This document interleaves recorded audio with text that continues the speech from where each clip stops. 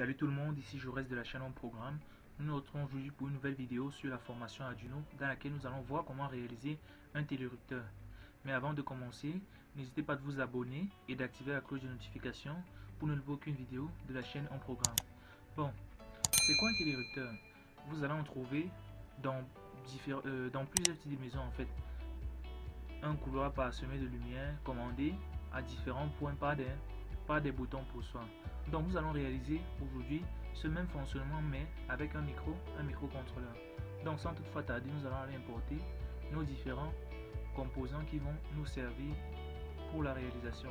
Tout d'abord Arduino.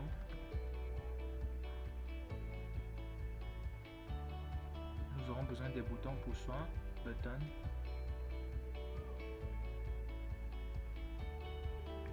Nous aurons besoin d'un relais, car un relais parce que nous présentement nous sommes en fait sur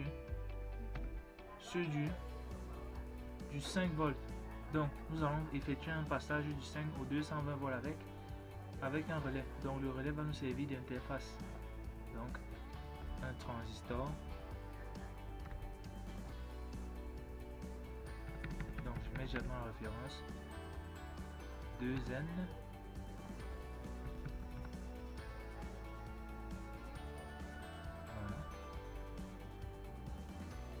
Résistance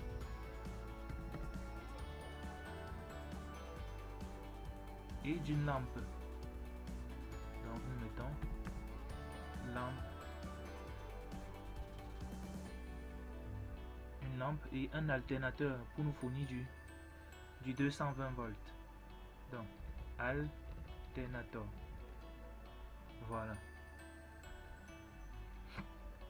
Une fois ceci fait, nous venons maintenant disposer nos différents composants.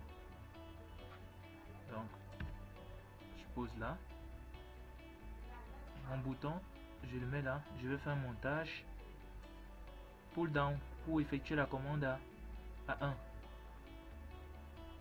Je mets ma résistance. Donc, moi je décide de placer. On va mettre plusieurs boutons. Donc nous allons simuler en fait que nous sommes sur un couloir et qu'il y a des boutons pour soi disposés à différents endroits du couloir. On va mettre 3 boutons pour 3 points différents. Et nous faisons la liaison.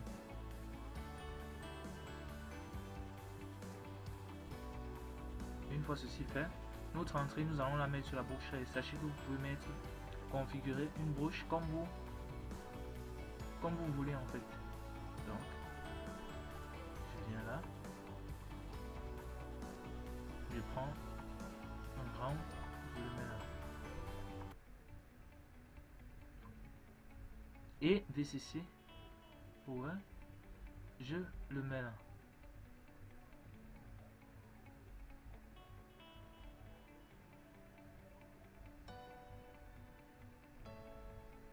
Voilà, mon montage de bouton étant terminé, je passe maintenant à l'interfaçage. Donc je viens, je récupère mon relais,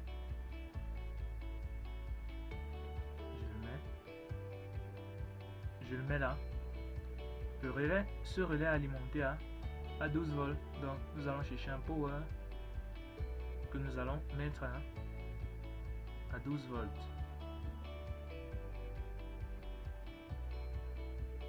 Plus 12 volts. Voilà. Ensuite, il y a un truc que j'ai oublié. Prévois toujours une diode de roue libre pour empêcher les retours de courant sur la bobine du relais lors de l'arrêt du circuit. Donc, je prends un N41 48. Voilà. Une diode de signal. Donc, je positionne ma diode là. Positionnez-la toujours dans ce sens-ci. Car si vous faites cela dans le sens inverse, la diode sera passante lorsque le circuit sera alimenté, ça va créer un court-circuit. Donc maintenant, je mets mon 2N2222 qui est un transistor NPN. Sachez que les transistors NPN se saturent lorsqu'ils reçoivent un 1 logique à leur base. Donc, lorsque je vais envoyer mon 1 logique, le transistor sera saturé. Ça va créer comme une sorte de liaison virtuelle entre le collecteur et l'émetteur, ce qui va pouvoir permettre d'alimenter notre relais. Donc, après cela, je mets à la masse. Maintenant, la base, comme vous pouvez le déterminer, va être commandée par notre Arduino. Et avant ça, d'abord, je vais passer cette base à travers une résistance en fait de l'ordre de 1 kg.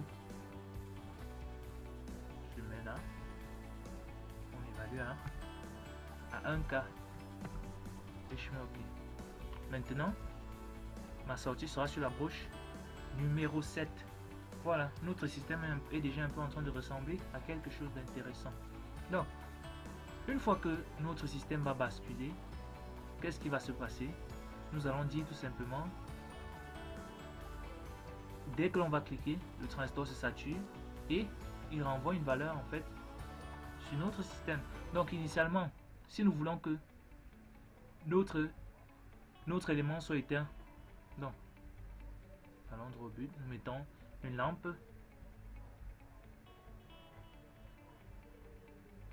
nous mettons notre lampe là, nous mettons notre alternateur.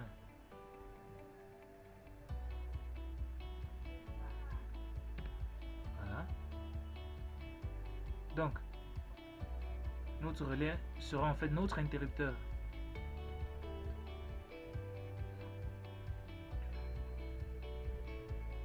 Donc, là nous sommes quittés en fait d'un 5 volts pour commander un circuit 220 volts. Donc, là nous mettons les valeurs 220, la fréquence du secteur 50 Hz. Voilà. Après cela, nous allons maintenant passer à la programmation proprement dit. Donc, si nous envoyons un là, qu'est-ce qui va se passer? Notre relais va être alimenté, il va basculer dans ce sens.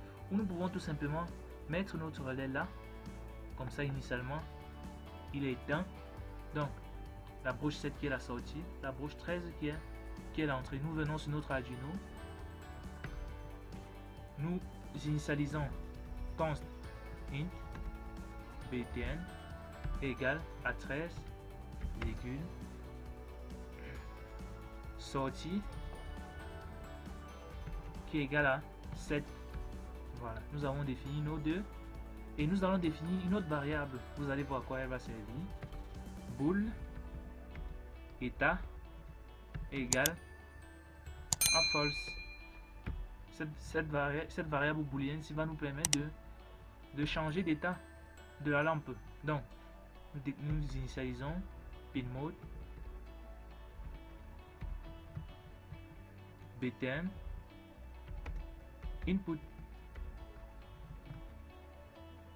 Voilà. Sortie output. Voilà. Ensuite, je dis digital write sortie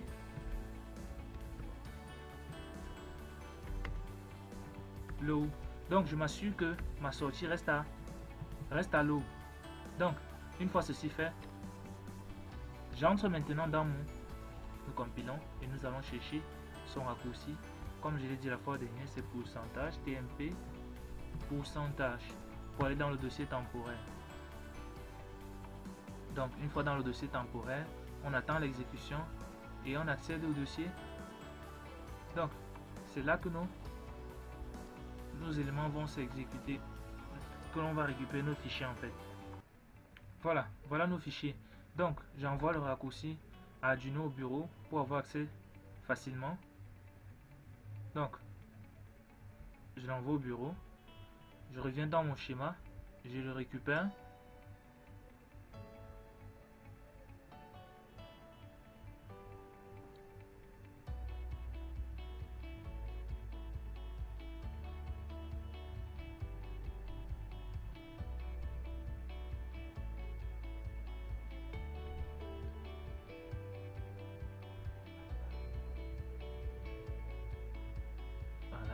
nous allons dans Desktop et nous récupérons Arduino.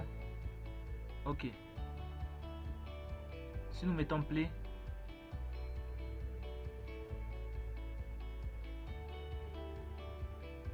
voilà. Là, nous voyons que initialement, la lampe n'est pas allumée. Donc, nous allons chercher à la faire basculer en fait. À faire basculer ceci. Donc, dès que l'on va appuyer, il faudrait que l'on fasse basculer.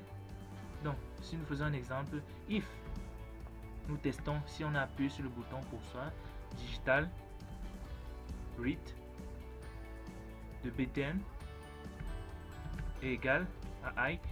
Donc, si on a appuyé, qu'est-ce que l'on fait? Nous pouvons faire digital write de sortie et on met cette sortie à Ike, juste pour que vous voyez comment c'est censé se comporter. Je compile, je reviens,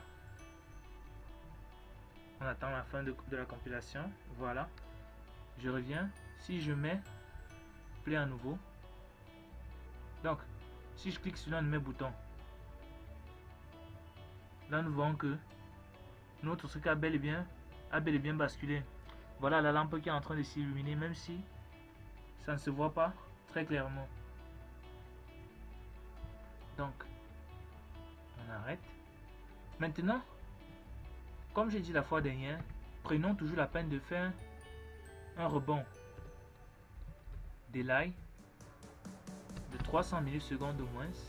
Voilà. Ensuite, qu'est-ce que nous faisons? Notre état va nous servir maintenant. Donc je fais état égal de état. Donc ce que je viens de faire là, égal et point d'exclamation, c'est quoi? C'est pour dire récupère la valeur de état qui est false, et inverse là et affecte encore à état. Donc état qui est false, je récupère, j'inverse, ça devient true et je réaffecte cette valeur dans la même variable. Donc elle écrase l'ancienne valeur. Donc je fais digital write de sortie, je mets état. Donc nous savons très bien que false représente low et true représente Ike, comme 0 low et 1 Ike. Donc je recompile.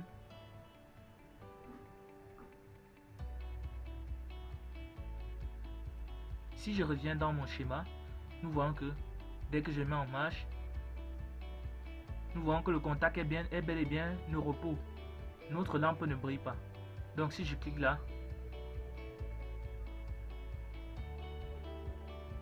le contact a bel et bien basculé.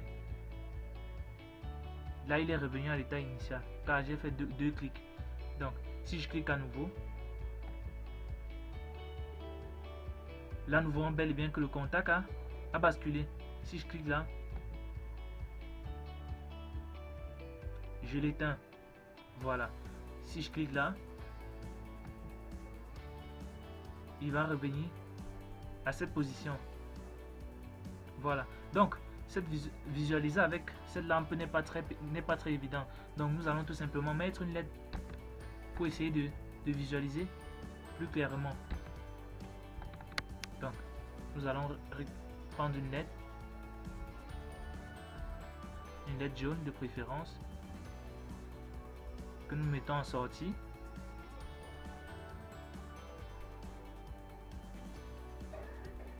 Une LED, un power,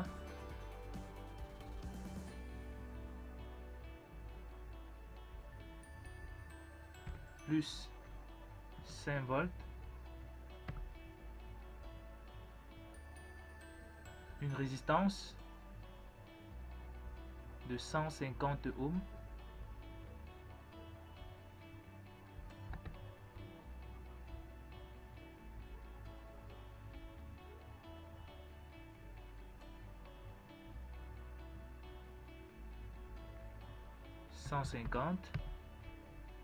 et le tout nous raccordons là et nous envoyons la LED a la masse. Donc nous mettons la masse là. Donc dès que le contact va se fermer, on va créer un circuit fermé. Le courant va pouvoir circuler pour alimenter la LED. Donc si nous remettons play pour visualiser correctement, donc nous voyons qu'initialement la LED est éteinte. Si je clique là, la LED s'allume. Si je clique là, elle s'éteint. Donc il y a un problème que nous allons résoudre qui est le suivant. Si par exemple un enfant s'amuse à insister sur le bouton, qu'est-ce qui va se passer? Là on a un clignotement, ça va s'allumer, ça va s'éteindre. Les enfants vont prendre ça pour un jeu. Donc pour éviter ce problème là, dis tout simplement dans le code que si on a appuyé sur digital sur le bouton, voilà, on fait un délai bien sûr, mais si on insiste, donc on fait une boucle while maintenant. Donc tant que le bouton reste à high, qu'est-ce que l'on fait? On demande au programme de ne rien faire. Donc tant que le bouton reste à high, bien sûr, on demande au programme de ne rien faire. Donc je recompile. Si je reviens exécuter, donc j'arrête et je relance. Donc si j'insiste, là aucun événement ne va se produire. Donc il va rester ne rien faire. C'est dès que je vais relâcher qu'il va s'allumer. Donc dès que je vais appuyer, il va s'éteindre. Donc nous sommes arrivés au terme de notre vidéo. N'hésitez pas à vous abonner et d'activer la cloche de notification pour ne rien louper de la chaîne en programme. Et si vous avez des soucis, posez-les en commentaire. J'y veillerai personnellement à les répondre. À la prochaine pour une nouvelle vidéo.